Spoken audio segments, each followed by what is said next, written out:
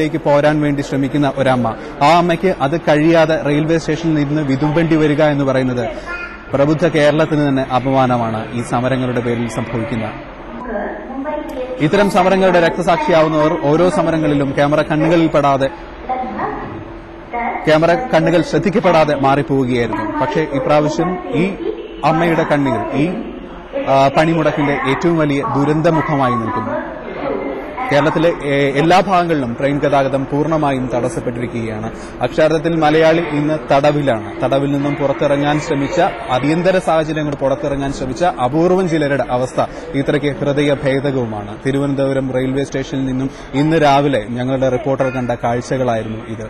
മകന്റെ മരണവാർത്തയറിഞ്ഞ് വീട്ടിലേക്ക് പോവാൻ ശ്രമിക്കുന്ന ഒരമ്മ, ആ അമ്മയ്ക്ക് വീട്ടിലേക്ക് പോവാനും കഴിയുന്നില്ല, സമാശ്വസിപ്പിക്കാൻ ബന്ധുക്കളുടെ കൂടെ എത്താനും കഴിയുന്നില്ല.